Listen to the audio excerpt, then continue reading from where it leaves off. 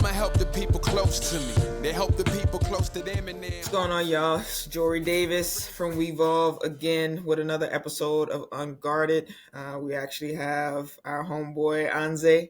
Hopefully I said his name right. As y'all know, been all around the world, but let me tell you, pronunciating these names is not my best strong suit. But I'm gonna let him say his name correctly. However, we're back with another episode. I think it's gonna be a good one. We're getting unguarded, but let's pronounce your name correctly for the people, and so I can make sure I say it correctly.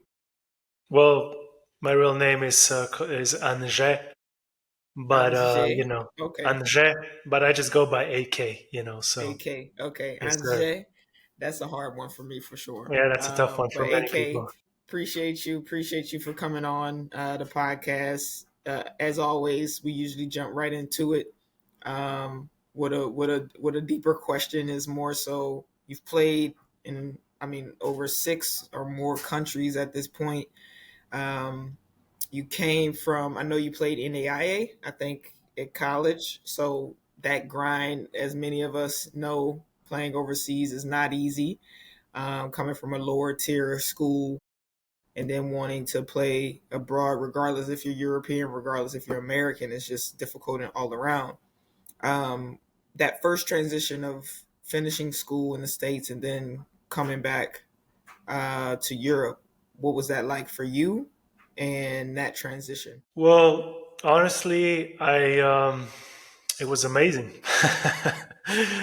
Not like many other people. Like I actually struggled a lot when I was planning college in the States. So it was very tough for me to find my footing in college for some reason. I mean, I felt like I was really good at my skill set, and I think I could really, really provide value to any team I was playing on there. But for some reason, just I guess sometimes things happen for a reason. For me, it was more so in a way I was working like crazy. I was, really putting in work 2-3 times every single day, as probably many know, the grind of college basketball, the early mornings, the late nights. And I just never got that real opportunity to play.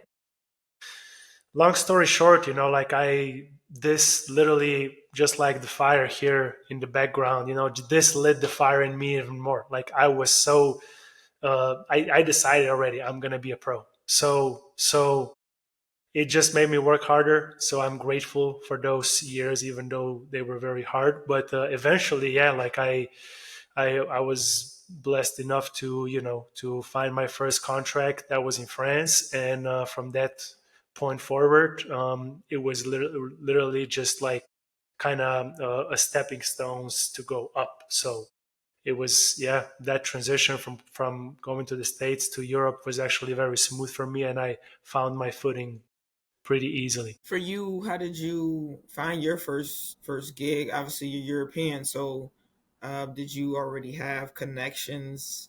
Did you already have an agent? Like, how was the business side of you for finding that first gig after finishing in the States? Now, what I didn't say before is that, finding the contract, that was not easy. But once I got the contract, then I was just like, playing well.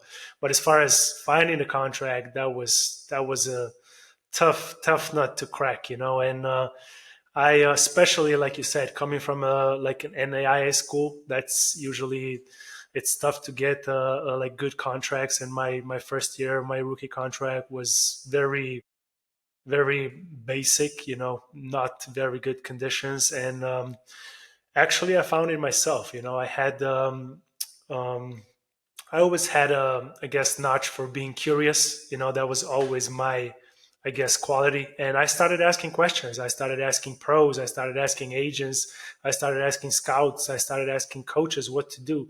And one of those things for that first contract, I remember it was actually a website, like a basketball exposure website where you post your profile and you just connect with clubs and coaches and players. And I went on there, created a profile, started connecting with different clubs, I had no idea what I was doing as far as which teams to aim for, what clubs to go to, like what levels. I just thought, okay, it's European basketball. It's kind of like like similar level. They are professional, but that couldn't be further from the truth. But that eventually kind of helped me land that first opportunity, that first contract. And yeah, I literally found it myself. I mean, again, I think a lot of the stories are very similar, of but very different at the same time. Of some people have the luxury, you have an agent that can get you something quick because you came from a bigger school.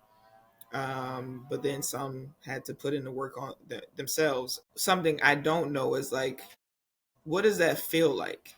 So did you have like did you wake up and say, all right, I'm gonna hit up these people? Because for me, I've always, we've all came from, I heard those stories, but I also, even though I was able to play Euro Cup and play in bigger leagues, I still wanted to know what other jobs were there. And I was like, how do we build something that the community can help each other in that space? And now there's even more so platforms where you can create a profile and connect and stuff, but also it has its challenges. But I guess, what does that actually look like day to day when you're trying to find a job? And what are coaches like? Do coaches respond?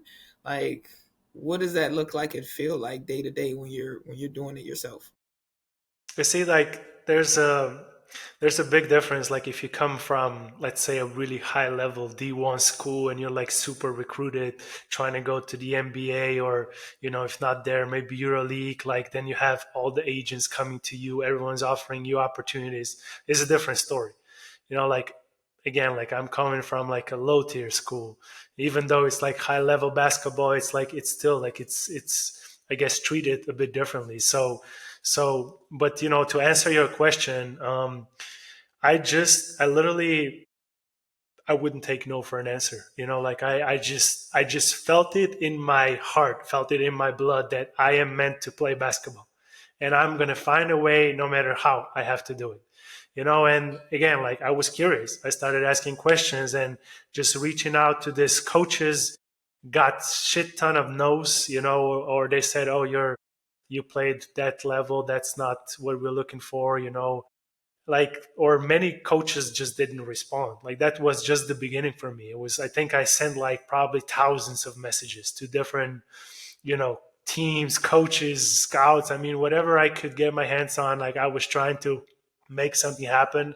And at first it was, until I actually got to a respected league where, okay, this is, on Eurobasket, it's a respected league. It's like, okay, coaches are saying, okay, he played there. Now we can give him a contract based just off that. We don't even have to see him in person, because at the beginning they were like, yes, I had some film, but most of this like solid level leagues, they wanted to see me in person. So I had to, fly to different tryouts, and yeah, it was just like a straight out grind.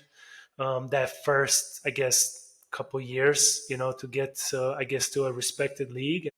Yeah, it was just a lot of work from my end, talking to shit ton of people. Yeah, I mean, it seems that it's just a grind, and you have to like have that perseverance to say, I'm not gonna take no for an answer. I'm not gonna quit. So definitely respect to you in that regard.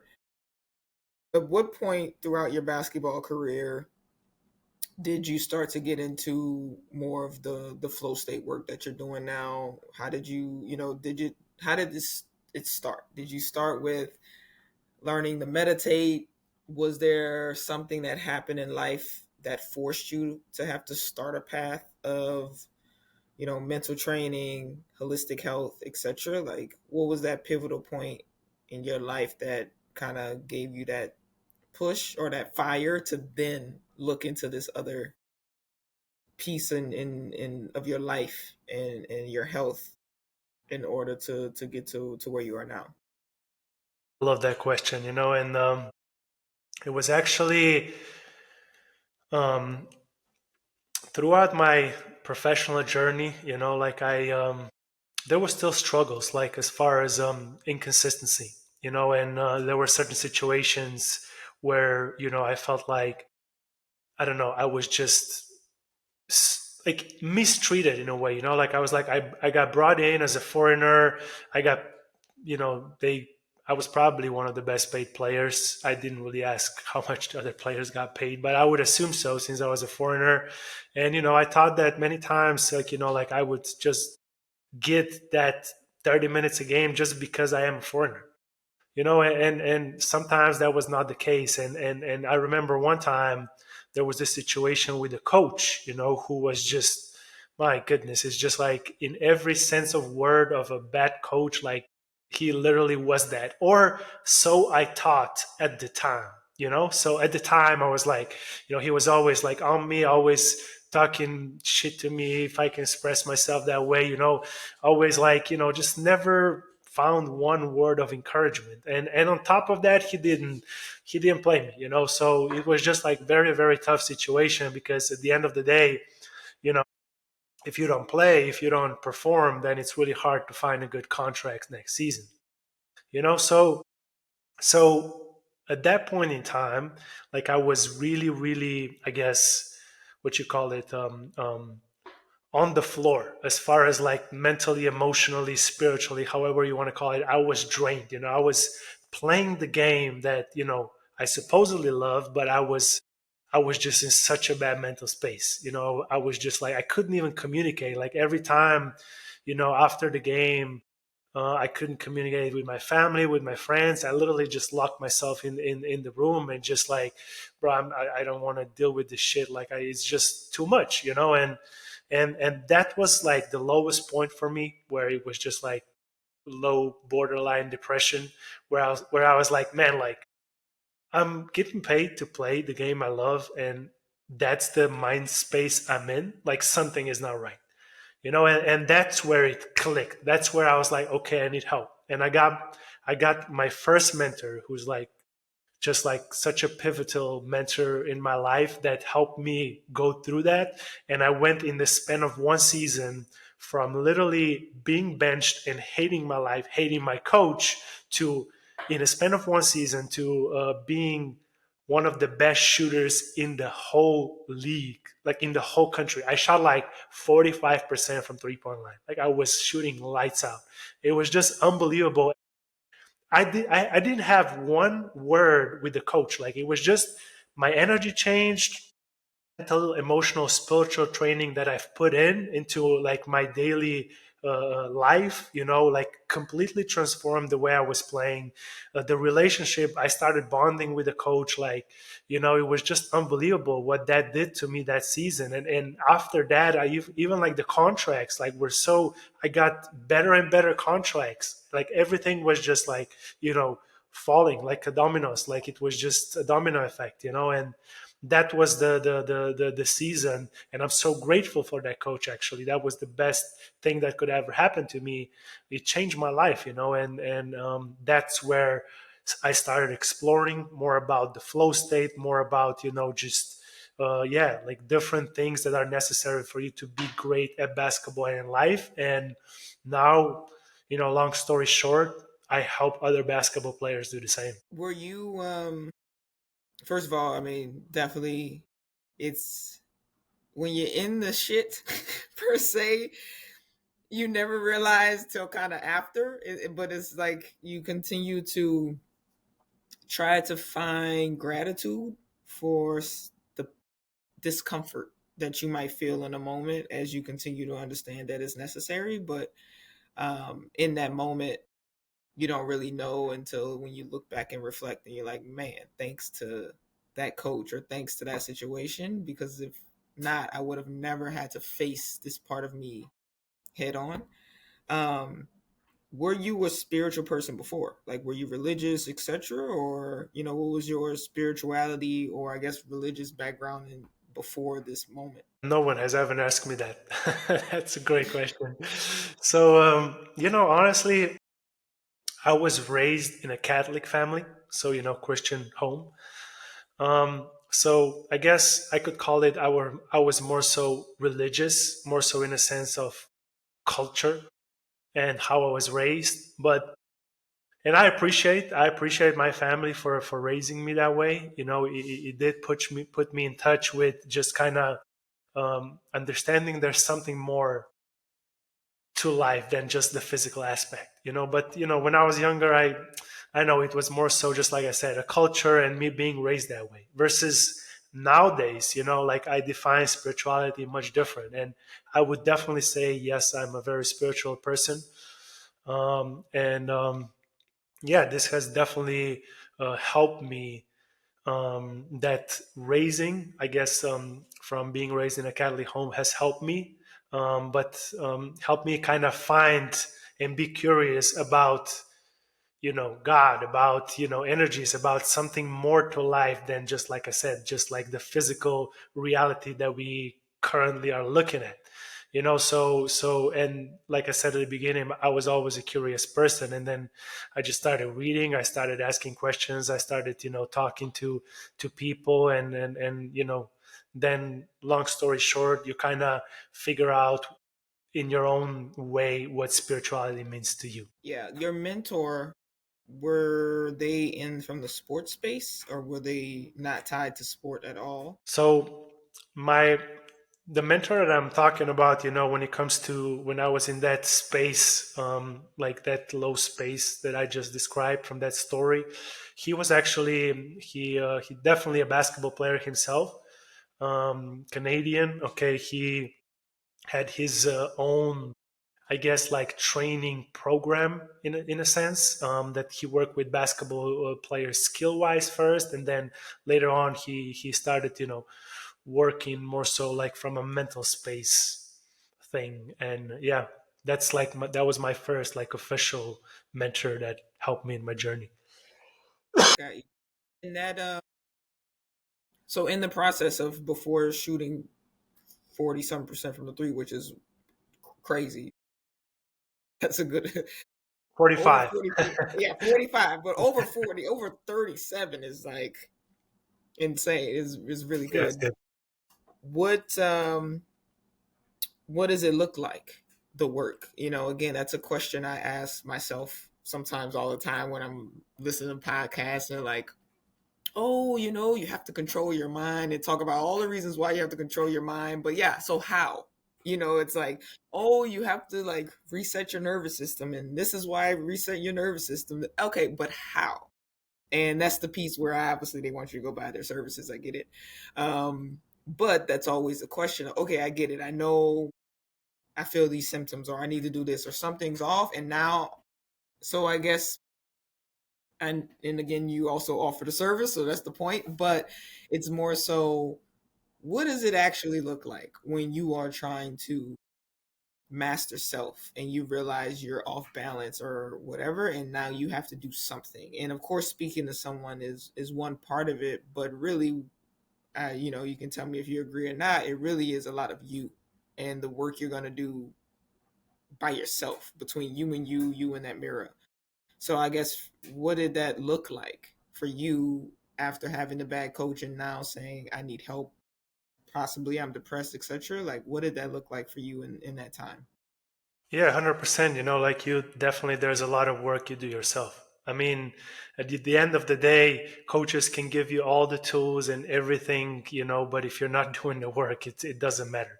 That's why I always say, like I'm a firm believer in practicality. So, yes, I can give you all the knowledge, I can give you all the understanding and mental understanding of how things are supposed to be, but if you're not practically doing the steps, that don't mean shit. So I guess to go a little bit deeper into answering your question, I base this like flow state mastery, and the mental, emotional, spiritual sides of the game. Right, physical side of the game is what pretty much most basketball players have already taken care of, like skills, weightlifting, stretching, agility. I mean, those are the things they do on a daily basis. Now, once you add the aspect of mental, emotional, spiritual keys, that's literally the I guess, the gold mine to put all the pieces of the puzzle together. Right. So now, how do I do this? That was your question. It's through 8 different keys. Okay. And inside this program that I've designed, like we work on foundation, building the foundation first. Then we go into presence, surrender, emotions, success slash growth, identity, leadership, and mastery. Okay, so those are 8 keys that, are kind of 8 pieces of the puzzle inside the mental, emotional, spiritual side of the game of basketball. Okay, and each of these keys, there is different, I guess, exercises, different tools, different methods, different designs, blueprints we use in order to master it. Okay, because flow state is not just, yeah, definitely, like, in a short term, it is an ability to stay present and it is an optimal state of human performance, but it requires different aspects of it, mastering different aspects of it in order for you to truly, I guess, master it. Let's put it that way, if that makes sense. No, it definitely makes sense. And why flow state? So, again, I met someone at a time.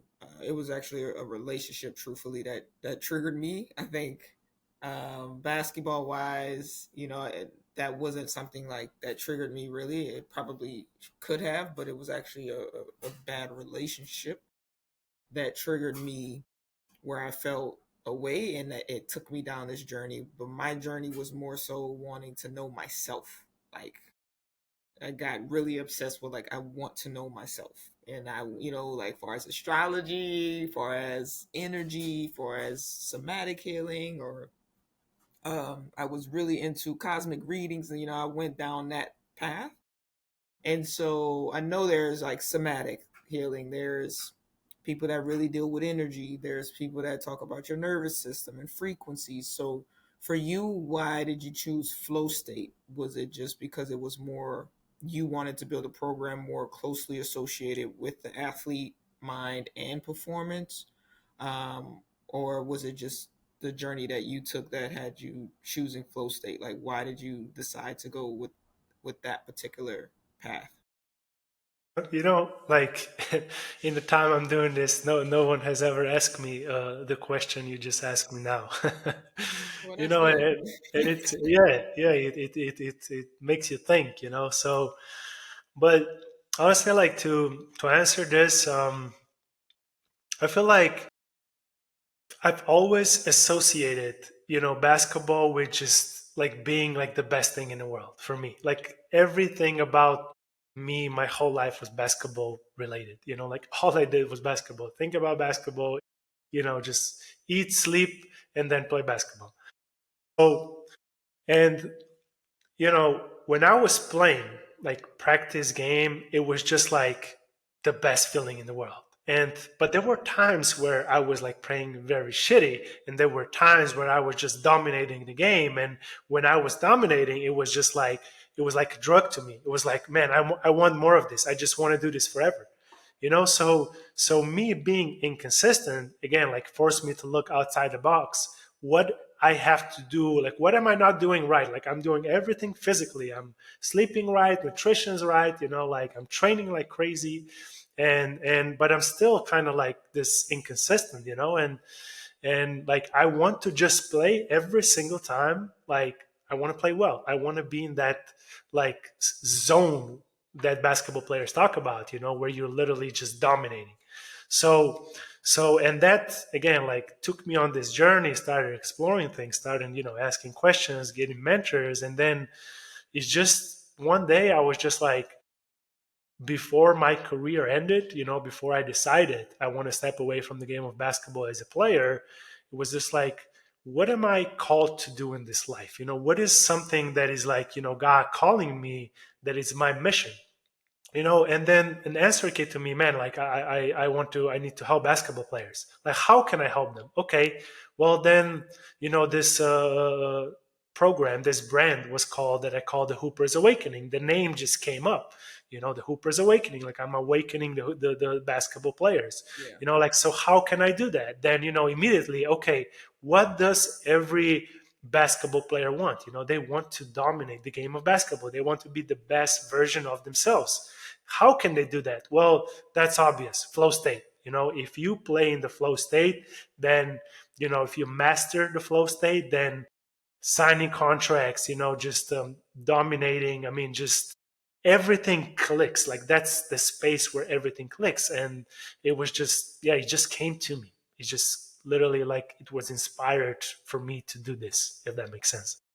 Yeah. I mean, I came across the flow state some years ago. It was someone that wasn't tied to sport. It was just more so optimal performance of life, of the flow state, and being able to really tune into your body and be one with the dynamic of a soul, a spirit, Mhm. in your flesh, and all of that, those things. In the locker rooms, I don't know many of us that have talked about this type of stuff or energy healing or really talk about our shadow sides and all of that. So for you, how has that been? Because I know once you start to venture into other things outside of just sport and talking about who won the Euro Cup game yesterday or who scored this and who did that, it's like you start to become a different type of athlete, um, which is the essence of the Weave of athlete, in my opinion. Like the Weave of athlete is curious. They are open minded. They are, exploring all the other parts of themselves, and so you start to become kind of a not an outcast, but you're a little isolated in the way you're thinking. Like if you're into energy healing, or if you're into like solo travel, or if you're into entrepreneurship, you're already starting to drift into that bucket of different. Um, So, so I guess how has that been, as far as finding your community that is also in tune with this type of work? Being that not many of us, truthfully, have gone down that path. like I think I read this somewhere, but it's honestly like been my experience as well. The game of basketball, sports in general, is very very ego driven. So what I mean by that is, there's it's all about performance. It's all about getting money, like getting that status, being famous. Like it's all these things that athletes are chasing. And it will take you on the roller coaster of things if that's the reason why you're playing the game. So again, what you just mentioned, it was that thing of curiosity, that always drew me, and just me starting to be curious about things and learning about different stuff, it attracted people to me. Just me being like, me being different. Yeah, it's just like it's those people just came to me, like it's and right now, like you'll be surprised, like the Hoopers Awakening, the program where we have players inside, like one of the main topics is not basketball. Well, actually not at all. Like of course, there's certain things that we talk, as far as performance goes, but inside the program, of course, it's a big part. But as far as like the community itself, like players talk about spirituality, they talk about sexuality, they talk about energies like healing, like express their stories with their shadows. Their I mean, it's a vulnerable place, and it's like amazing thing to see. So it's again like it's just like, yeah, like this type of people that really feel, okay, this is, yeah, this really calls me. They just come to you. Hmm. Yeah, and I think being an athlete, I know for myself, being vulnerable is just something. It's like a uphill uphill battle of learning to be vulnerable. It depends on each person, of course, not just all athletes, but I know for me, vulnerability was as we know, seen as weakness, but it's not. But it's also that you have to like do steps to try and be like, I can be vulnerable, or even the ego part of sport, being rewarded for your performance is something that as a person, that's not, you can't live life like that. So me feeling that I deserve love is not predicated on my performance, or performance could be if I clean the house the best way, or if I do something that's going to make me worthy of love, which is not true. And those are things that sport competitiveness is great because it shows you how to work for something and get rewarded. But on the other side, there's also that balance of that in life, you are worthy of things regardless of your performance. The simple things, which I would think is just a lot to go back and forth. So a little bit on the ego part.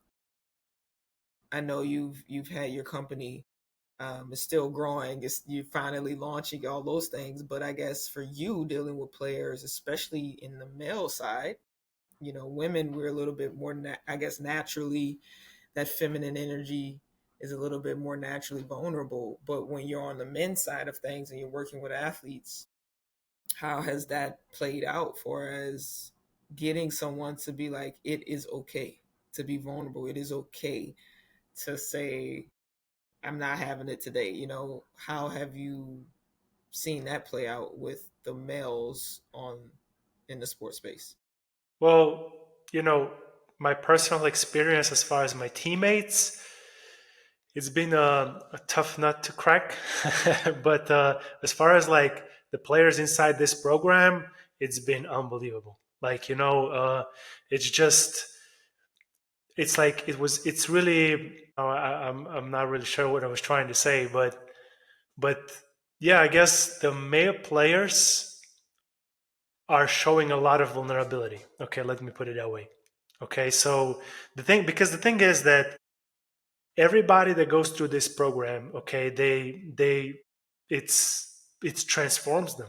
Like, like this is program that I've been doing myself my whole life, and the players that go through it, I mean, it transforms them. They see the world, they see themselves differently. It's a lot of work, but it's kind of like you're getting a lot of personal work, a lot of like shadow work, all these different aspects, these different keys I mentioned, like players are getting transformed there, and then inside this community, it's male and female players from college all the way up to the NBA, and they're all sharing. Like, I was even afraid of how this is going to be, if they're going to be even wanting to share their stuff, but it's unbelievable. Like, the things they share, and the vulnerability that I see. I mean, it's I was just talking to one of the coaches who's a part of this program as well. Like, it's just unbelievable. We are just so amazed by how men and women are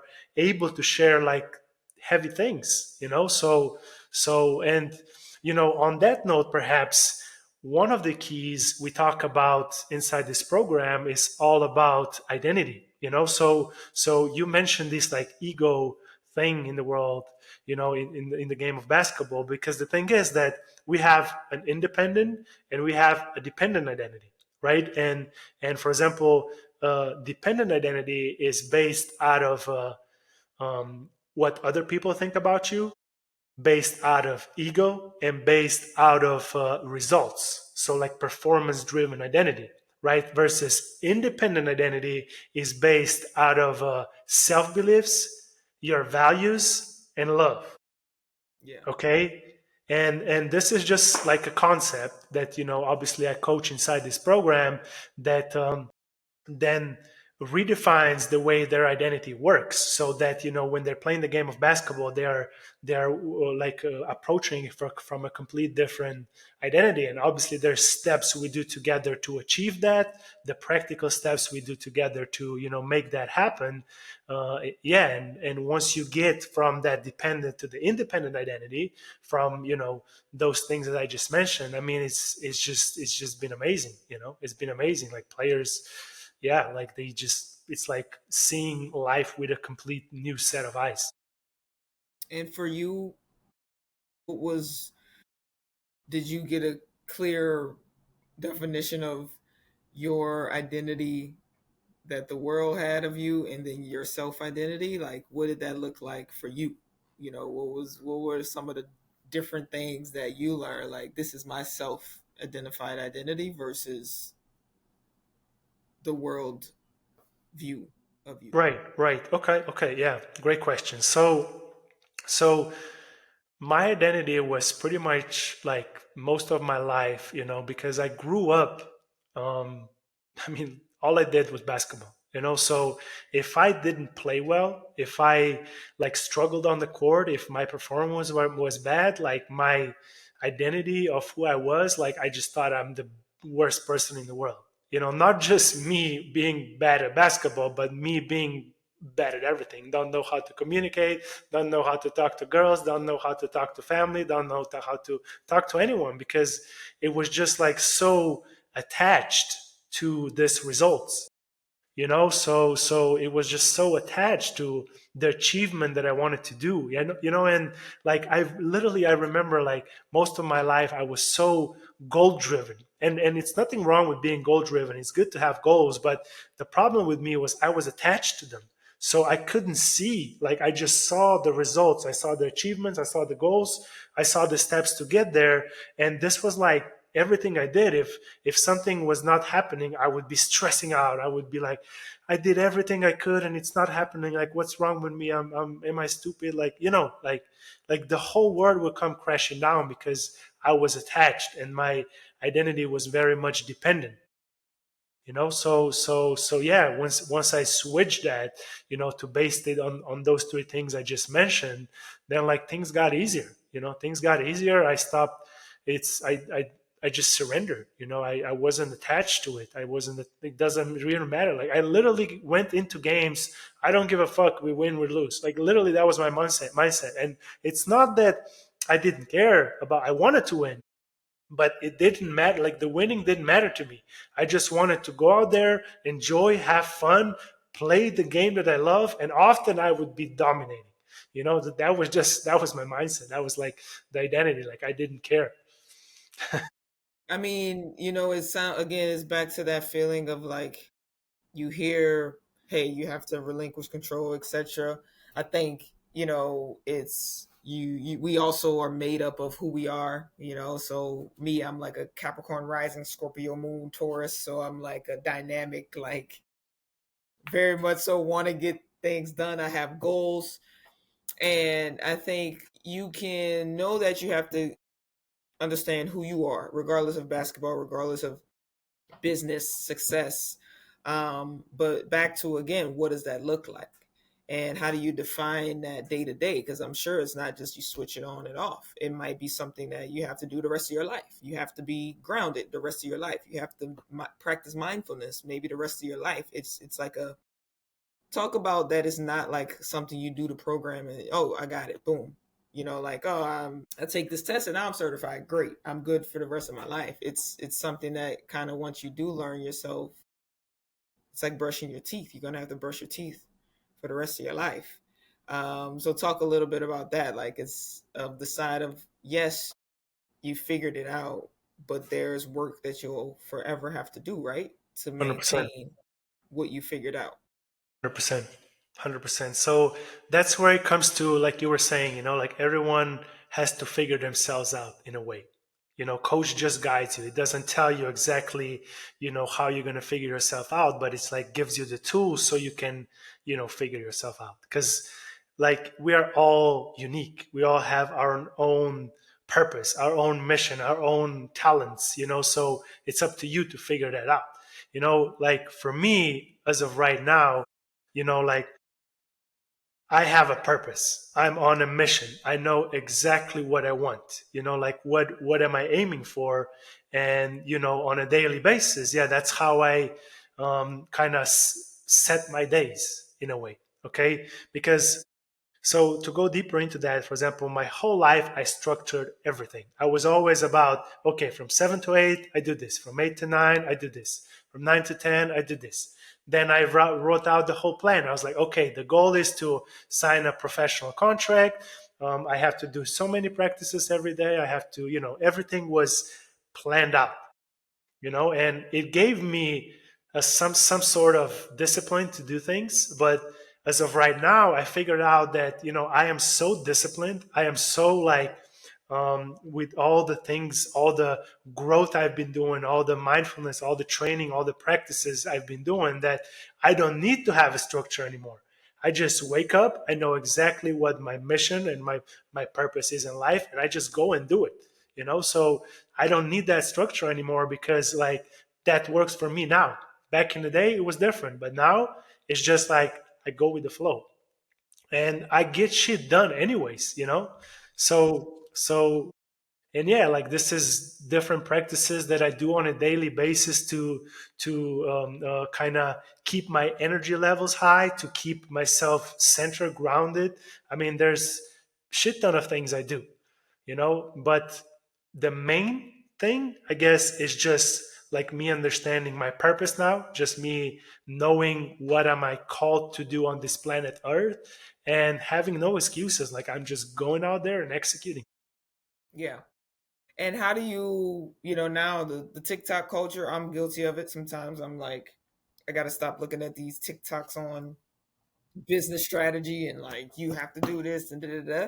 I think there's power in writing your goals down. But then there's the part of you write it down and then you have to relinquish that control. And again, that's a whole conversation. But the business gurus will be like, you can't just, you can't wake up and just, you have to get stuff done. You have to be able to know, like, I have to get this done today, or I need this, and have structure. So what would be, I guess, from anyone else that you know that practices the flow state, are there some examples of people that have found tremendous business success, etc., um, that follow that same strategy of the flow state of really being in tune?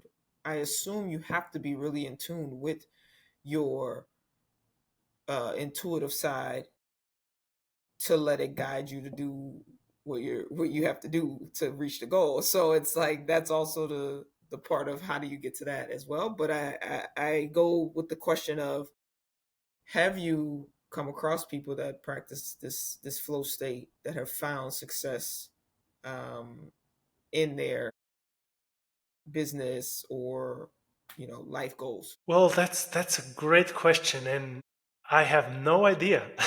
Yeah. So I really have no idea. So I mean, probably there's people that do this. Like this is what works for me. This is what gets results for me. Like this is just how I operate right now.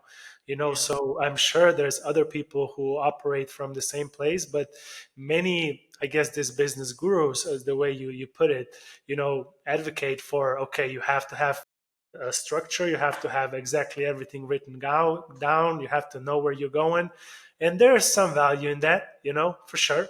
And maybe some people work better that way, but I don't need that anymore. Like because for me, having intention, having a purpose, like, you know, having a vision, like I know exactly what my vision is, so I know my aim, and now I just surrender to it. Like I don't try to control the steps to make it happen. I just surrender so that the steps come to me, you know. And also on top of that, there's this quote that one of my first mentors said to me, you know, goals are not like set in stone, they're just a compass. Okay, it's not literally the end destination. Okay, this is just a compass of where you had it. Now you just have to let them go and let them be free, not Mm. trying to control each step of the way to get there. Maybe that compass might change eventually, and that's completely fine.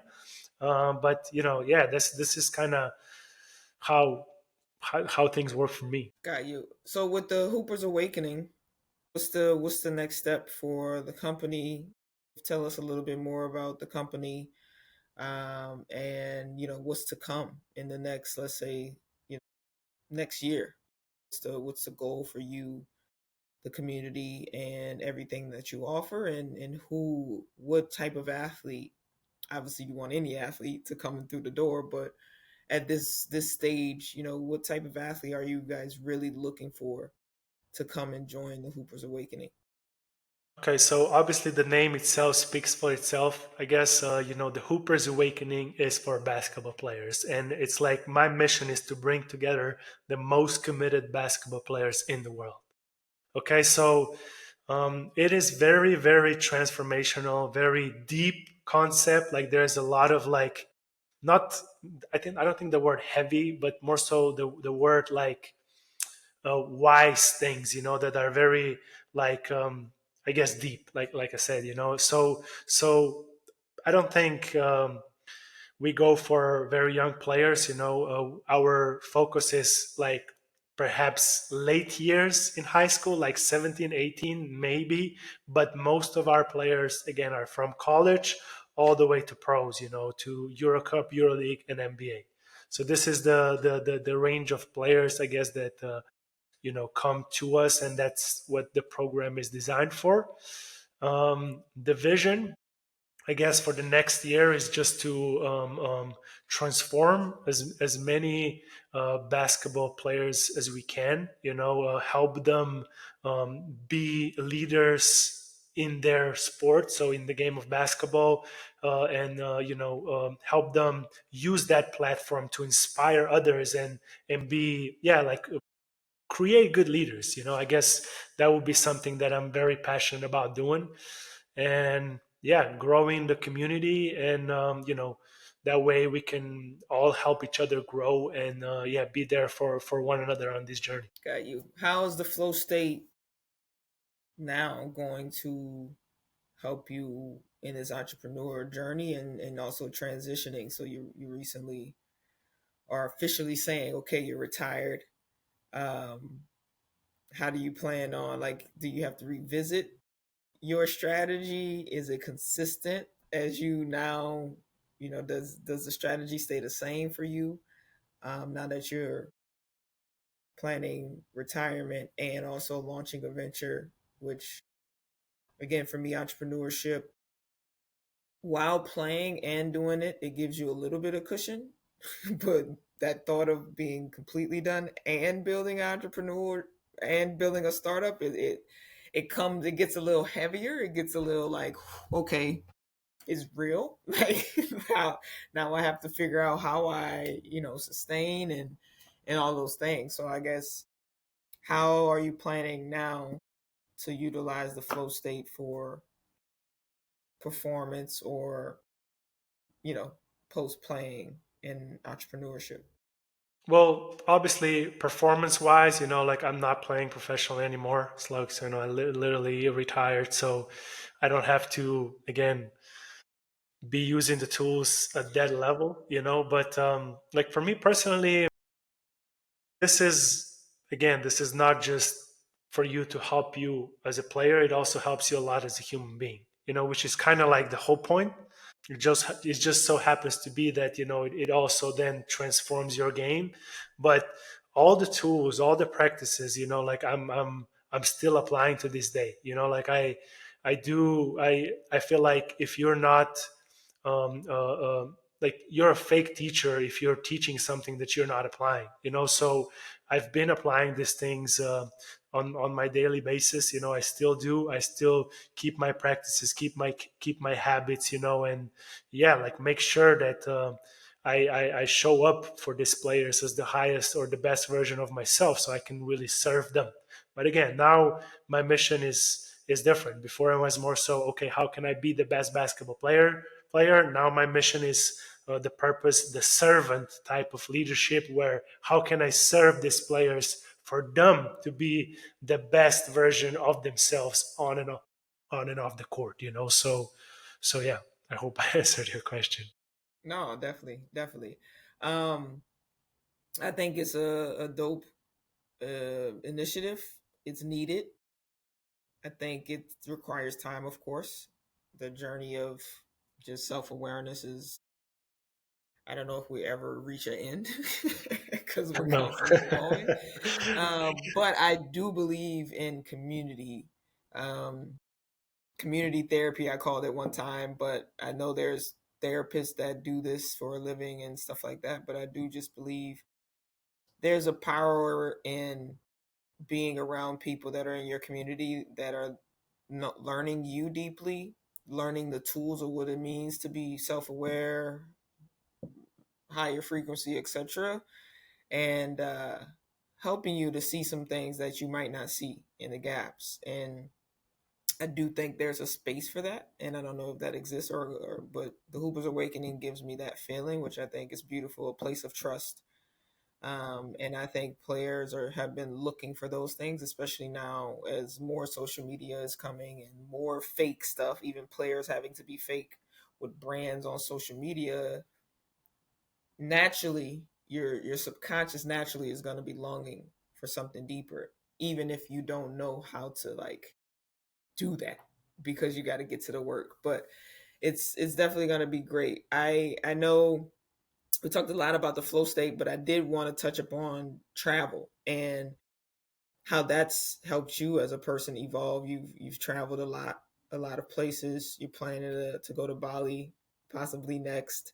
Um, Talk a little bit about the travel piece, which is another piece that's kind of not like every athlete. A lot of people talk about the overseas athlete and how they playing in all these great places, but then there's the you, there's me, there's the Julies of the world where we actually took time and off days to go to places that usually no one went. Sometimes our local teammates probably didn't even go and see those places of their country. So, how has travel played a part in your personal spiritual growth? Oh, I love that question. And to be honest with you, I never felt at home in my own country, which is, I don't know if people would relate to this or not, but I love my country, love my family, but I never felt home here. And it was just like out of a young age, I was interested in something that in like different stuff. Let's put it that way.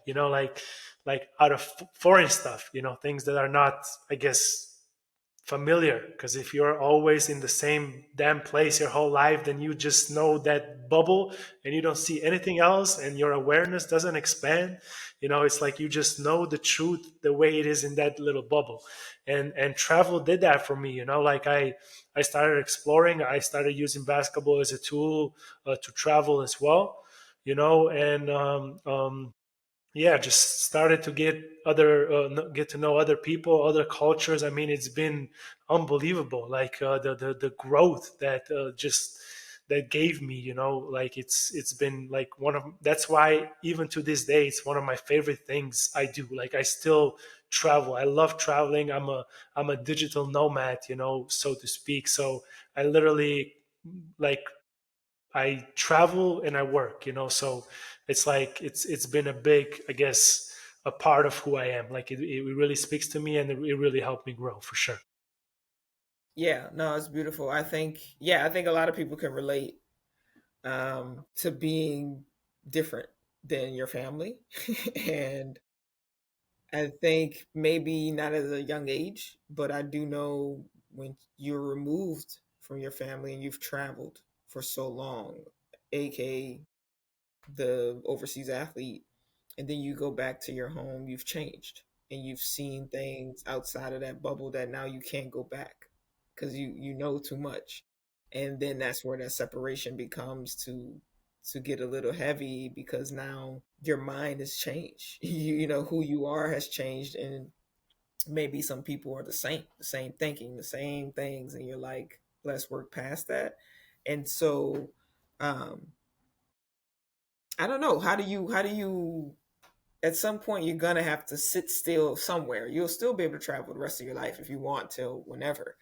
But how do you deal with that that part that you're different than everyone else? And as you start to go with energy and flow state, now your frequency and your level of thinking is also different. And so, maybe getting consumed with the news and the things that literally is out of your control, you might stop to do that because it's like it's not helping at all.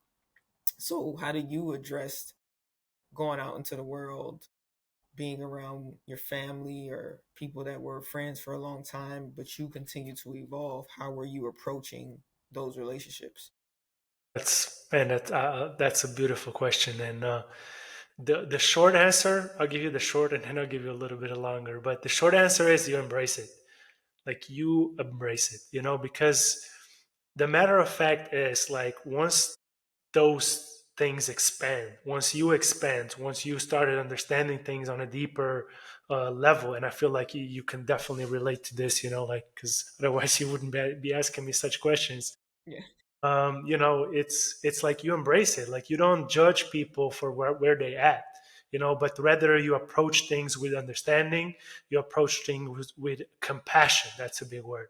You approach things with love, like you accept people for where they are. You don't judge them. Oh, you don't know that, you don't know this. No, like that means you didn't learn shit if you're doing that. Like you don't Yeah. judge, like so yeah, and like you try to still love them in whatever place they are, but at the same time that doesn't mean that you like you require to give something to them, like in a sense of like you're expected to now just stay in an environment that you feel like tense, that you feel like you're in a prison, like because you don't owe anyone anything. You don't owe anyone anything, like so yes, like you accept them, you love them, like you hold space for them in any way you can, but still, like if you feel that this environment is tense or it feels like a prison, like you need to surround yourself with people, with an environment that feels supportive, that helps you grow, that helps you like excel. Only that way you're actually able to give back to everyone else, when you come from that grounded, like centered and expanded place. Because otherwise, if you just stay in a certain place where you feel like, okay, I owe these people, then like sooner or later that environment can just eat you alive in that sense. Yep. No, for sure. I mean, that's the part. Or they have to grow with you, right? So, um, and again, you don't know. You can't control that either. It's Right, it's up to exactly. them. But interesting for in itself. The journey of life it gets more fun, when you start to contemplate these things, and try not to overthink it too much, which is my thing. I can go down a rabbit hole sometimes, but then being like, look, you've identified it, you've done the steps, you're doing the steps, you got to relinquish that control and wait for it to manifest into reality in due time. So it's all a journey for sure. Great. This has been a great conversation. I'm sure we could go on and on, but we'll leave it to people if they want to know more about you or have more of these conversations. They can join the Hoopers Awakening, and I'm sure they'll find some more dope souls that are in there, really trying to elevate not only their game, mental game, but also just life, of understanding why we here, who we are, all of those questions. Um, but if there's anything else you want to say before we head out of here, I'll give you the mic, and then just let the people know where they can find you, where they can get more information, and where to follow and support. Yeah, I mean, you can just literally type in my name on social medias. You can find me there. But as far as the program itself, it's called the Hoopers Awakening, and that also is the hoopersawakening.com website. Check it out, and yeah, like looking forward to helping you and welcome you into the family. So, but I appreciate you, Jori. So that was. I appreciate you for invite and everything. That was a great Yeah. conversation. No, appreciate you, AK. I mean, what you're doing is needed, not just for athletes, but I think we all need an awakening of society, to just love on one another a little bit more, listen to one another. But, I think hopefully it's everybody has to do their part around the world. And so what better way to do it through sport? The more athletes that are awakened, possibly they can take it into their communities, and that's how everything starts, right? So appreciate Exactly. you, AK. Appreciate you for what you're putting out into the world, which is some positive stuff. And then I look forward to collaborating as well. 100%. Appreciate you. I guess I gotta do it on myself.